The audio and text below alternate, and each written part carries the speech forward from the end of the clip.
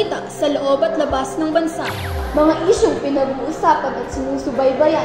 Ating tututukan dito sa DZAA 574 Radyo 3. Kakampi ng katotohanan.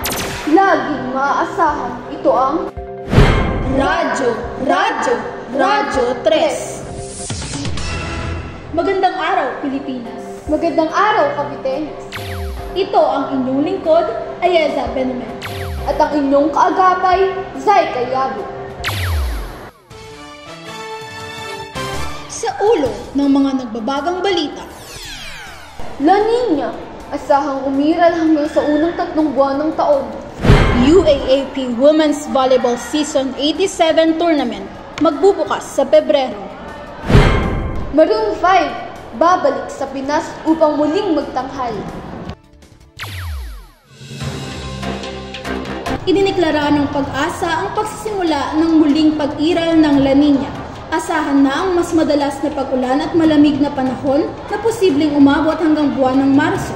Kaugnay nito, mas mataas ang tsansang may mabuong mga bagyo sa loob ng Philippine Area of Responsibility na maaaring magresulta ng pagbaha at pagguho ng lupa.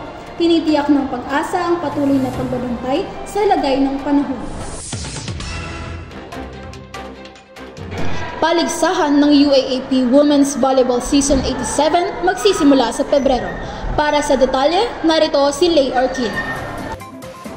Kasabay ng pagsisimula ng taon ay ang muling pagpalo ng UAAP sa kanilang taunang paligsahan ng volleyball para sa mga kababaihan. Pagpatak ng Pebrero ay malalakas na hampasan at paluan na naman ang aabangan. Hindi mawawala ang nakakabinging hiyawan mula sa mga taga-suporta ng iba't ibang koponan. Pinakaaabangan ng pagdepensa ng National University Lady Bulldogs sa kanilang korona laban sa ibang koponan gaya ng Lasan at UST. Ayun lamang para sa Balitang Sports, balik sa iyo, Ayesa. Maraming salamat, Lay. Mainit-init na balita. Paniguradong matutuwa at magugustuhan ng mga Marooners dahil ang Maroon 5 ay muling magtatanghal sa Pilipinas sa darating na Enero 29 sa SM Mall of Asia.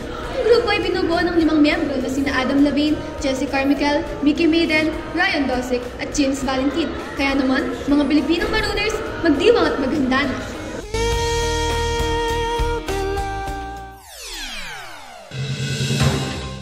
Iyan ang mga balitang hatid namin sa inyo ngayong araw. Ito ang inyong lingkod, Ayeza Benumen. At ang inyong kaagapay, Zay Kayago. Kakampi ng katotohanan. Laging maaasahan. Ito ang DZAA 574 Radyo 3.